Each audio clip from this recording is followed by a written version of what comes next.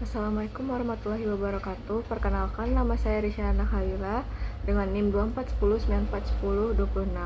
Pada video kali ini saya akan menjelaskan tentang pencemaran udara, sejarah dan perkembangan pencemaran udara. Pencemaran udara sudah ada sejak zaman purba, seperti letusan gunung berapi yang melepaskan material vulkanik berupa abu, debu, batu, serta gas-gas beracun. Nah, manusia purba juga ikut turut andil dalam pencemaran udara karena mereka melakukan aktivitas memasak makanan dengan menggunakan api yang membakar kayu, lalu membakar hutan dan berburu. Lalu selanjutnya itu perkembangan pencemaran udara pada abad ke-18, yakni pada masa revolusi industri di Inggris. Saat itu mesin uap mulai digunakan di pabrik-pabrik yang mengeluarkan asap dan gas beracun ke atmosfer. Semenjak itu, seiring dibangunnya banyak pabrik dan penggunaan kendaraan bermotor berbahan bakar fosil, sehingga menyebabkan polusi udara semakin memburuk atau meningkat. Lalu kendaraan bermotor itu menghasilkan emisi gas seperti karbon monoksida, nitrogen dioksida, dan partikel debu beracun. Lalu selanjutnya pada abad ke-20, masalah pencemaran udara semakin meluas, terutama di daerah perkotaan modern. Peristiwa polusi udara semakin parah ini terjadi seperti pada kasus kabut asap di London tahun 1952 yang berlangsung selama seminggu, yang mengakibatkan 10.000 kasus kematian. Hal ini menjadi contoh penting yang menunjukkan dampak buruk kualitas pencemaran udara terhadap kehidupan manusia, menimbulkan penyakit dan pernapasan dan kematian.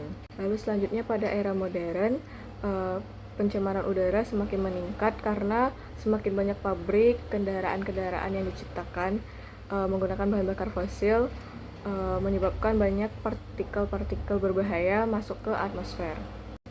Lalu selanjutnya sumber pencemar udara. Yang pertama ada sumber antropogenik. Sumber antropogenik ini disebabkan oleh kegiatan manusia, seperti kendaraan. Kendaraan itu menghasilkan asap yang mengandung karbon monoksida, nitrogen oksida, dan partikel halus. Lalu pembakaran minyak bumi dan batu bara menghasilkan sulfur dioksida dan karbon monoksida serta partikel debu.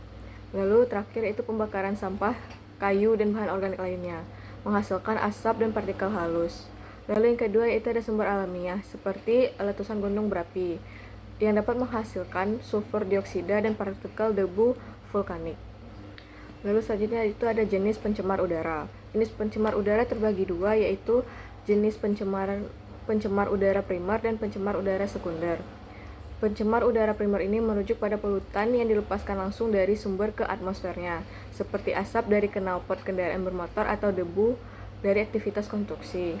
Lalu ada pencemar udara sekunder.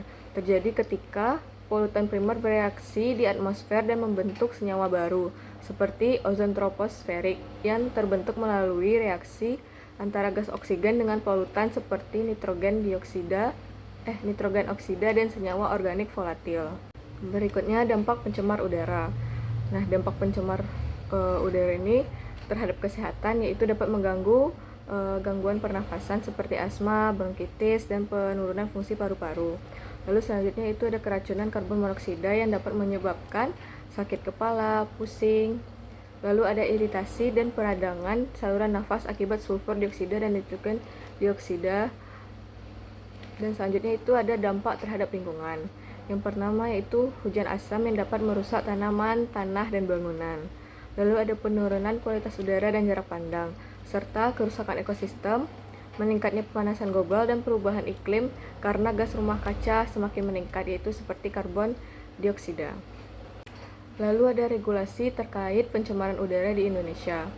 Yang pertama ada Undang-Undang Nomor 32 Tahun 2009 tentang Perlindungan dan Pengelolaan Lingkungan Hidup, Pasal 41 yang menyatakan bahwa setiap orang dilarang melakukan kegiatan yang mengakibatkan pencemaran udara. Lalu yang kedua ada Peraturan Pemerintah Nomor 41 Tahun 1999 tentang Pengendalian Pencemaran Udara. Lalu yang ketiga yaitu Peraturan Pemerintah Nomor 22 Tahun 2013 tentang perubahan atas Peraturan Pemerintah Nomor 41 Tahun 1999, yaitu mengatur lebih lanjut mengenai baku mutu emisi udara. Lalu ada selanjutnya yaitu Peraturan Menteri Lingkungan Hidup dan Kehutanan tentang standar baku mutu kualitas udara, yaitu menetapkan standar baku mutu kualitas udara nasional untuk beberapa zat pencemar udara. Lalu yang kelima yaitu Peraturan Menteri Lingkungan Hidup dan Kehutanan Nomor P68 tahun 2019 tentang perubahan atas Peraturan Menteri Lingkungan Hidup dan Kehutanan nomor P20 tahun 2018. Lalu yang keenam yaitu Peraturan Menteri Lingkungan Hidup dan Kehutanan nomor P.4 tahun 2018 tentang tata cara penyelenggaraan pemantauan kualitas udara, yang yaitu menetapkan tata cara pemantauan kualitas udara dan pelaporan hasilnya. Yang ketujuh yaitu Keputusan Menteri Lingkungan Hidup nomor Kep 48 tahun 1996 tentang pedoman penyusunan program pengendalian pencemaran udara, yaitu memberikan pedoman untuk menyusun program pengendalian pencemaran udara. Dan yang terakhir yaitu Keputusan Menteri Lingkungan Hidup nomor Kep 53 tahun 1996 tentang pedoman penyusunan rencana pengelolaan kualitas udara. Selanjutnya daftar pustaka yang saya ambil untuk materi presentasi kali ini.